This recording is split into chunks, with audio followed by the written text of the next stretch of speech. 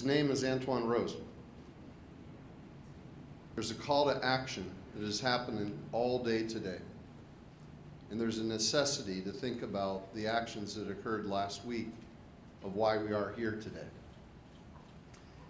We understand that change has to happen, and we have a moral obligation now to make sure it happens soon. First thing we have to make sure of is justice. That the system works for everyone. No matter where you're born, no matter what zip code, no matter what your lot in life is, there's a system of rules that has to be applied, and justice has to be the guiding light of making it happen. In this case, that means going to trial.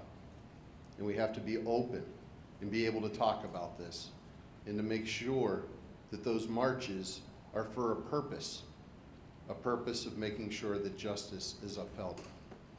Secondly, we need to have independence. We need to create a community police review board for this county, like we have for this city. And we need to do it as one, because when the police judge the police, we know that justice is lost. We need to have that independence so that everyone, as members of this community, know that there is a fair way of being able to look at situations. And third, the reason that you're here and you've spent your entire morning here, we have to provide opportunity. Because when the best job in the neighborhood puts your life in danger, then there's something wrong with what we're doing. And we have to realize, as I failed to, that it isn't East Pittsburgh, West Pittsburgh, North Pittsburgh, South Pittsburgh, it's one Pittsburgh. And we heard today about the need of jobs in medical. We heard today about the need of jobs in labor. We heard today about the need of jobs in finance.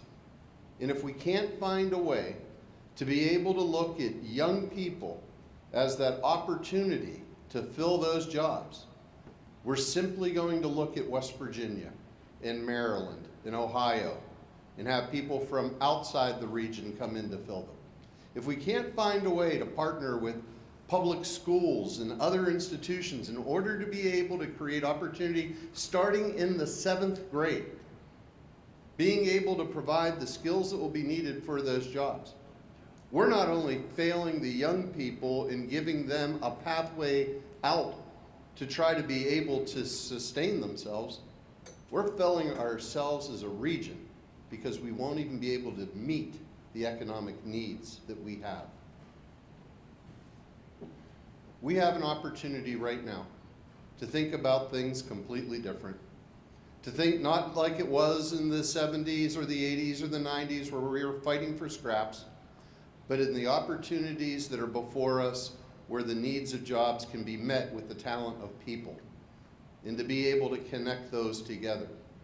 But we have to make sure of one thing else, and this is a call to our corporate community, that $10 an hour doesn't cut it. That you can't raise a family on $20,000 a year. That you can't sustain yourself on $20,000 a year.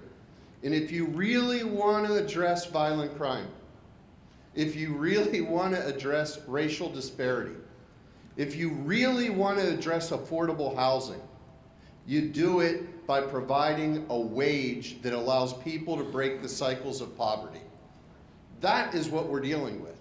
That is the root. Instead of dealing with the symptoms of this, we have to deal with the issue itself. Nobody who works 40 hours a week should live in poverty.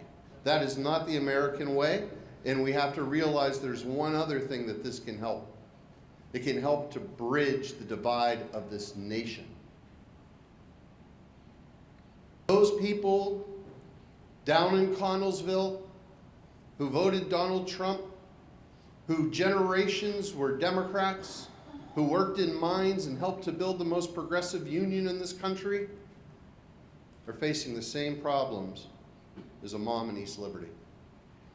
They're working now at a Walmart because in rural areas and in urban areas, You don't have kids in high school working at Walmart. You have people who are doing it as a career. And they're working there and they're saying, where's my place in this future? Where are my kids gonna live? What's gonna happen in my town? And then they look at the mom in East Liberty saying, new apartment building's going up. I can't afford to live there. New restaurant just opened. I won't be able to take my children there. Where's my place in the future? We are more alike than we're different. And we let those politics rip us apart instead of realizing that the core issue is poverty. It's something that we should be thinking about how we can work together to be able to hold every elected official from both parties accountable to making sure that those that are out working 1, 2, 3 jobs have an opportunity to succeed so that they don't have to even think about other alternatives.